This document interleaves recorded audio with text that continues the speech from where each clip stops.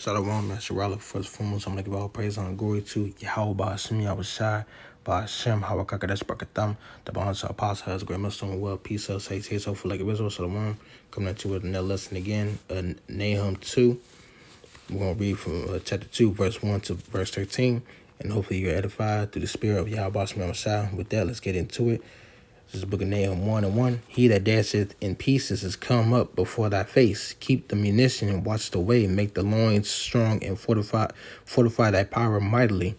So the Nineveh, the capital of the Assyrian Empire, which is the Babylonians and Medes. And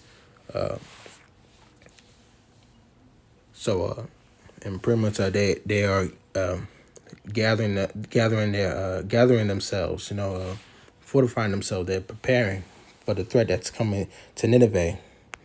Verse 2, for the Lord Yahweh Shai had turned away the excellency of Jacob as the excellency of Israel, for the emptiers have emptied them out and married their vine branches. So basically the Heavenly Father, he's going to take his glory back. And then, so the Heavenly Father, in the name of his only begotten Son, is going to take their glory back and restore Israel. Even though they were stripped out of the branches, they've been stripped away and put in captivity and serving in captivity in that time. But they will be restored with the help of Yahweh Yahweh Shai. And that's happening right now. So, and the time for this place is coming to an end. Esau's rulership. Verse 3, the shield of his mighty men is made red, and valiant men are in scarlet. The chariots shall be with the flame of torches in the day. His preparations and the fire trees shall be terribly shaken. The chariots shall rage in the streets. They shall jostle the one against another in the broad ways. They shall seem like torches. They shall run like the lightnings. So they doing all that. So they in their warrior. They're in their warrior form. Like they can handle the battle. But as soon as that battle approaches, they shall run like the lightnings. They're gonna be running away. They're gonna be scattering. They're gonna be bugging the hell out. They're gonna get by the town. They're gonna be like Speedy Gonzalez. Verse 5, he shall recount his worthies. They shall stumble in their walk. They shall make haste to the wall thereof, and the defenses shall be prepared. So all the preparation that they had to do in Nineveh was causing them to be exhausted. But they rushed to the gates and prepared their defense. The gates of the river shall be open, and the palace shall be dissolved. So the gates of the river ripped open to the gates, ripped over the door, and the palace was about to collapse. And Huzab shall be the led away captive, she shall be brought up, and her maids shall lead her as with the voices of doves tabering upon their breasts. But Nineveh is of old like pool of water, yet they shall flee away, stand, shall they cry, but none shall look back. Take ye the spoil of silver, and take the spoil of gold, for there is none end of the store, and glory out of the pleasant furnitures.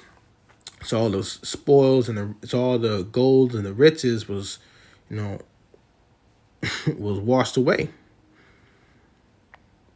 Verse 10, she is empty and void and waste, and the heart melteth, and the knees smite together as much pain is in all loins, and the faces of them all gathered blackness. So that's the fear of the Lord that's put in their hearts. Like the soldiers so the soldiers was doing all that preparation. But when judgment came to Nineveh, the flood broke open the gates.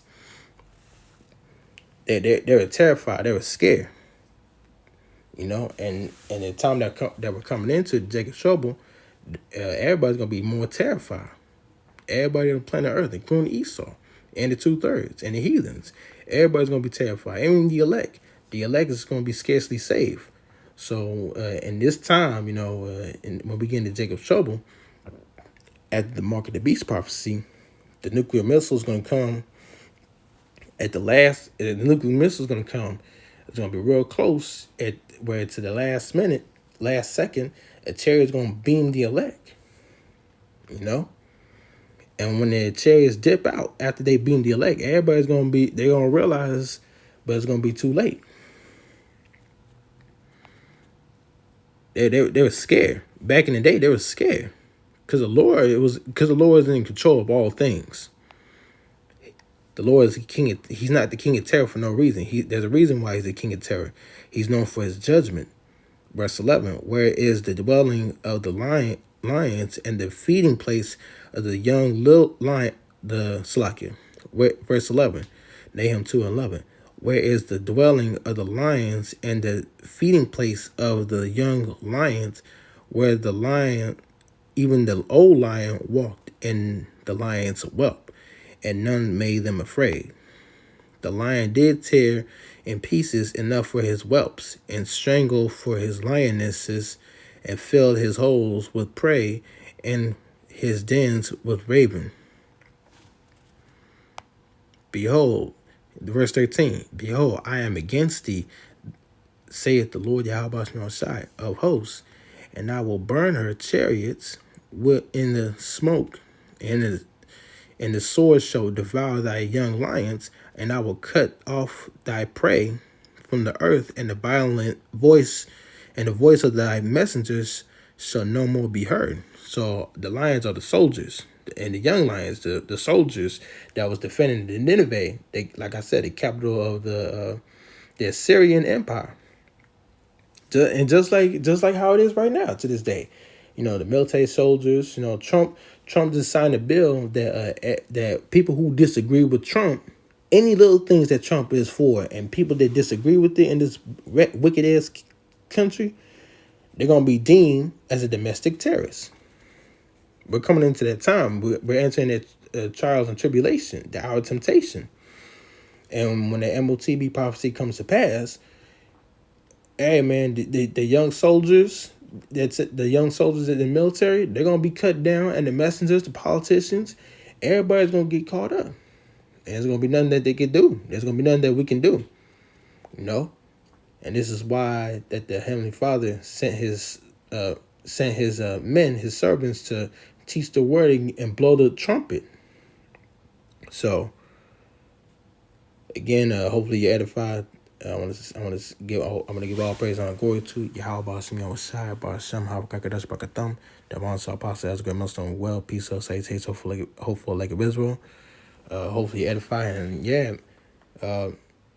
it's getting crazy out here. It's getting crazy out here, and now people are starting to realize on how serious this word is, and who's in control. But the elect and the little ones of the elect, they know what's finna happen. We know what's finna happen, and Lord willingly that we're part of hopeful elect, and we could be exalted from our judgment. So with that, until next time I tune in, I want to say shalom.